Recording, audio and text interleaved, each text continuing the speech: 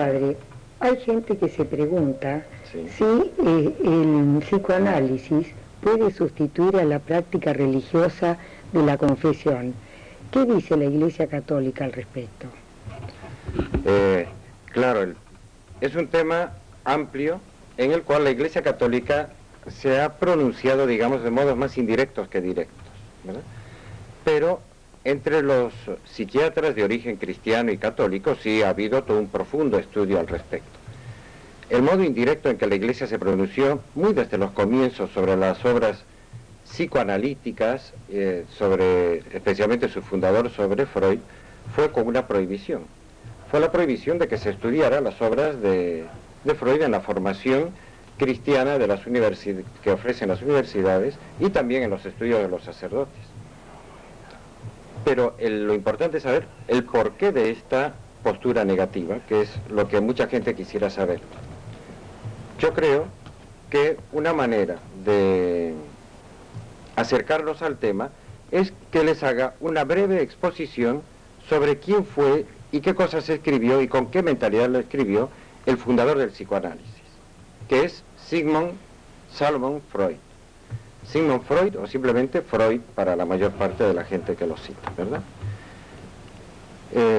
Freud, es bueno saber que era un hombre del siglo XIX. Tenía toda la mentalidad del siglo XIX de la gente, del ambiente con el que él se codeaba en Viena, que era un ambiente ateo, totalmente ateo. Y por lo tanto, su postura ante cualquier tipo de religión era negativa por las influencias simplemente académicas. Porque él por su familia era un judío de origen piadoso. Pero desde muy joven él declaró que nunca le había interesado la religión. Y de hecho, él decía, se calificaba así, muchas veces se calificó como judío infiel. Así se decía a sí mismo. Se sabe que la nurse que lo cuidó era una católica, que también le trató de infundir una piedad religiosa, cristiana, a lo cual él también fue totalmente refractario. Y cuando siguió sus estudios, primero en París y luego en otros lugares, y empezó a escribir sus libros, al principio se vio que todo su interés iba dirigido sobre todo a la técnica psicoanalítica. Pero después, en sus obras posteriores, le empezó a brotar todo el profundo espíritu antirreligioso que tenía. De ahí que la postura de los cristianos ante Freud se basan no tanto en sus técnicas psicoanalíticas, como su postura profundamente negativa de la religiosidad. Él escribió cuando tenía 40 y tantos años, escribió su famoso libro que era su ensayo o su interpretación de los sueños, que fue, digamos, la que le dio mucha fama. Y después escribió varios estudios o ensayos sobre la sexualidad. Esos libros son de principios de este siglo. Él tenía 48, 49 años cuando terminó de escribirlos. Y a partir de esa época empieza una larga época, hasta 1939, en la cual va produciendo muchos libros que ya no son psicoanalíticos, ya no van dedicados a tratar de curar las neurosis, sino que van tratando de explicar toda una cosmovisión, una visión de la vida. Y entre ellas está su visión de la religión. De modo que hay varias cosas que habría que comentar. Como siempre en este programa, que es tan breve, no da tiempo para todo. Pero hago alguna alusión. Él, con el psicoanálisis, lo que estaba tratando era al principio de curar algunas histerias y algunas neurosis o enfermedades que encontraba en el psiquismo de sus pacientes, ¿no? Y empezó a elaborar una teoría que no es realmente suya. Ahora sabemos, aunque él en eso no tuvo toda la honradez profesional de confesar sus dependencias, ¿no? Pero ahora sabemos... ¿Qué quiere decir con dependencias, padre? Y que se prestó, pero medio ocultas, algunas de las ideas básicas de su teoría. Por ejemplo, la teoría del subconsciente se la prestó realmente, verbalmente, de Nietzsche, que es otro filósofo también ateo y también anticristiano, pero que les llegó a través de los caminos de una discípula de Freud que se llamaba Luz Salomé. Esta es una historia larga, pero Luz Salomé era una amiga de Nietzsche, que era un genio, y le fue transmitiendo. Perdón, ¿quién era un genio? Nietzsche. Nietzsche. Y le fue transmitiendo todas las intuiciones y las ideas que se le ocurrían a Nietzsche, verbalmente a Freud, que era mucho más joven, y Freud fue el que las fue elaborando. Nunca aceptó este préstamo que había recibido de Nietzsche y también todo el ateísmo que había recibido de otro pensador alemán que se llama Schopenhauer. Pero el hecho es que empezó a elaborar algo que ya era producto suyo sintético. Y entre esta síntesis, él pensó que la moral, toda la vida moral, era simplemente reprimir los instintos sexuales. De modo que era una falsa y enfermante actitud de la vida decir o declararse una persona con principios morales. Porque para Freud toda la moralidad es simplemente reprimir el instinto de la libido sexual, que es una visión verdaderamente ridícula de la vida moral. Porque ninguno de los grandes pensadores que han hablado sobre moral, no solo religiosos, sino puramente filosóficos, incluso ateos, se le había ocurrido nunca decir que la moral se limitaba a reprimir los instintos sexuales. Al contrario, la moral lo que va tratando es de perfeccionar al hombre en una ascensión hacia toda una perfección global de su personalidad. Pero es que ahí viene el otro problema. Para Freud no existe en el ser humano nada más que un mecanicismo biológico por el cual el ser humano todo lo que tiene son pulsiones sexuales. Y toda su conducta hay que entenderla a la luz de esas pulsiones sexuales. Si se las reprime, al hombre se le producen muchos daños. Si se las deja aflorar y manifestarse abiertamente, se cura de diversos tipos de histerias y de neurosis. Esa era toda su postura. De modo que el psicoanálisis era, digamos, una técnica que, hablando y conversando, llevaba al ser humano a animarlo a soltar sus pulsiones sexuales, a renegar de todo lo que fuera moral y manifestarse con libertad. Una libertad que realmente no era más que un determinismo sexual biológico. O esclavitud a los instintos. Bueno. Hasta ahí, digamos, nos encontramos con un hombre materialista que tiene una teoría. Pero el verdadero Freud fue emergiendo en sus obras posteriores.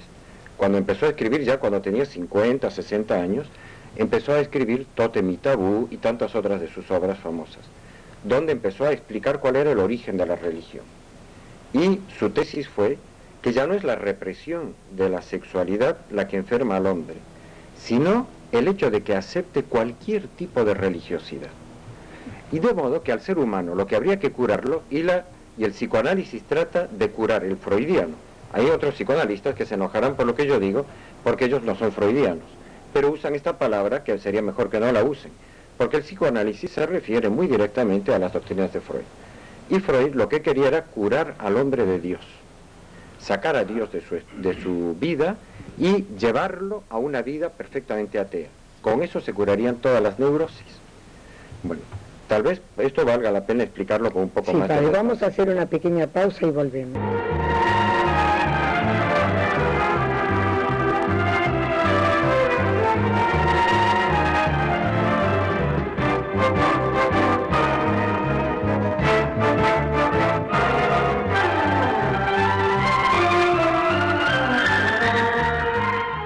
Continuemos el tema, padre. Sí, el tema del vocabulario es importante aclararse, ¿no? Porque hay muchas psicoterapias, es decir, curaciones del psiquismo que pueden tener, ¿no?, patologías o enfermedades que son legítimas y muy buenas. Algunas de ellas además se ayudan por una farmacología que está cada vez más desarrollada y que ayuda porque también hay cuestiones puramente somáticas de enfermedades del cuerpo que se pueden curar. Y luego hay toda una serie de escuelas que son muy profundas, muy ricas, y nada que ver con Freud, como por ejemplo la escuela de Viktor Frankl, que ha descubierto que al ser humano lo enferma mucho más el no saber para qué está en la vida, cuál es el sentido de lo que le está ocurriendo, hacia dónde lo llevan sus actos, ¿no? Eso le importa mucho más que sus pulsiones sexuales, ¿verdad? Y hay toda una riqueza enorme que se ha ido desarrollando en el siglo XX, que no es freudiana, que no es psicoanalítica y que realmente cura y ayuda mucho a las personas. Sí, de hecho, por cierto, Viktor Frankl tiene varias obras muy buenas que este psiquiatra austríaco, judío, famosísimo del siglo XX y que ha escrito algunas de las obras más conocidas de este siglo, esta que tengo se llama La idea psicológica del hombre, entre otras cosas dice que Freud fue un reduccionista que dijo muchas cosas que además estaban equivocadas, muy equivocadas sobre la naturaleza humana, sobre todo la de reducir al hombre puramente a materia y negar que tuviera espíritu, ¿verdad? Y, entre otras cosas, atrae una estadística muy llamativa. de su experiencia en Viena, él descubrió que utilizando solo las técnicas psicoanalíticas de Freud, el porcentaje de pacientes que se curaban a lo largo del tiempo no superaba al porcentaje de aquellos pacientes que habían dejado de atenderse con psiquiatras y habían vuelto simplemente a su soledad y que con el tiempo un 10% mejoran. Bueno, pues los tratados por psicoanalistas freudianos también, a lo largo del tiempo un 10% mejoran. Es decir, que no hay ninguna mejora específica por el tratamiento. En cambio, hay otros psiquiatras, entre los que está Frankel, que consiguen mejoras de más del 50% de sus pacientes.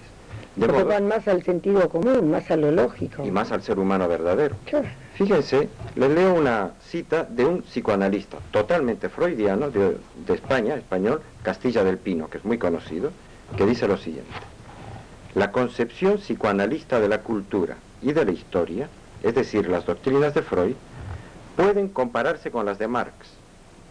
Es decir, vienen a ser algo más que un método terapéutico o una teoría psicológica, y se convierten, al igual que el darwinismo o que el marxismo, en una concepción del mundo, una revolución y una puesta en cuestión de todos los sistemas de valores.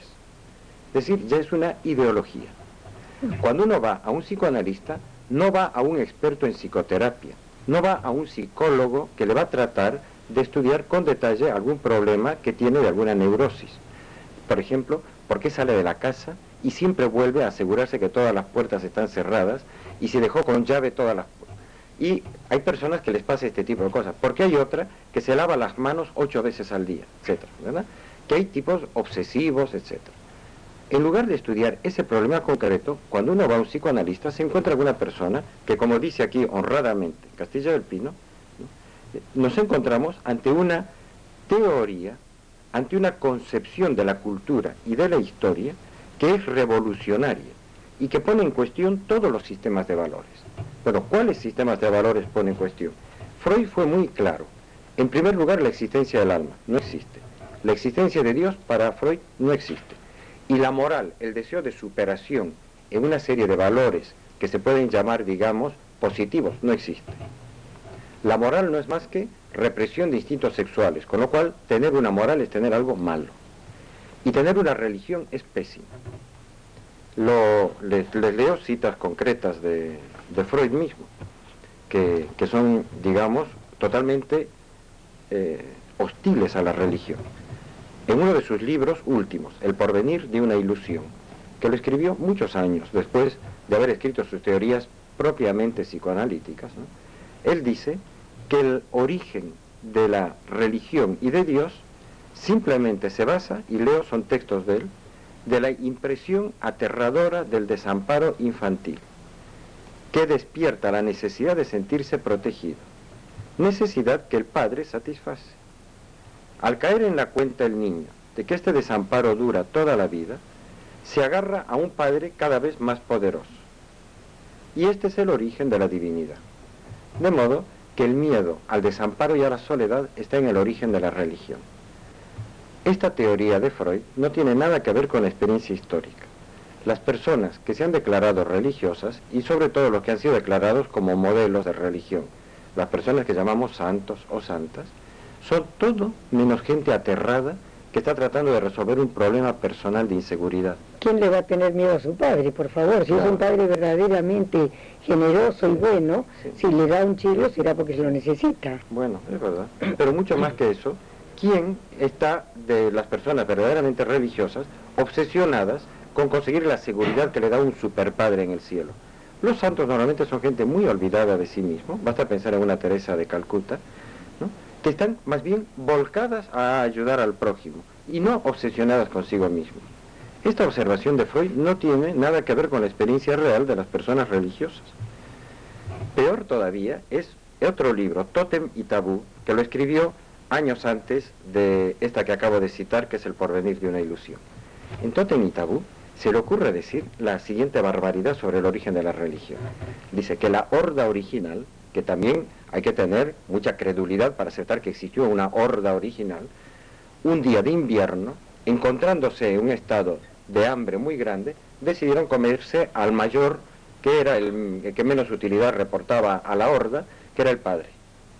Y lo mataron, cometieron un acto de asesinato, un asesinato del padre, y además de canibalismo, se lo comieron. Y con eso sobrevivieron.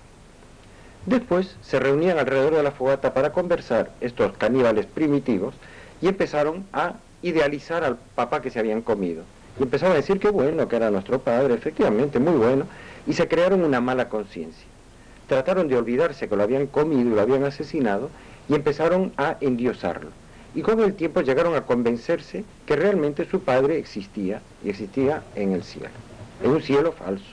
Era simplemente, como dijo Freud, Dios no es más que la mala conciencia de la horda original. Y desde entonces quedaron con complejos de culpa. Y el modo de curarse es curarse de esa noción falsa de Dios y aceptar que no existe Dios. Y que uno está solo con sus pulsiones sexuales a las que les tiene que dar rienda suelta, nada más. De modo que Dios sería la mala conciencia de la humanidad. Fíjense qué cosa más retorcida que tampoco tiene nada que ver con la experiencia de los seres humanos, ¿no? Por eso la Iglesia tiene una visión tan crítica del psicoanálisis freudiano, ¿no? Es lógico, no pueden estar de acuerdo para nada porque son totalmente agua y aceite. Así es. Son el otro extremo. Y no cura. Bueno, padre, el que no cura lo sabemos bien, pero no cura de cura, sino Sí. cura de los otros. De los otros. Bueno. Así es.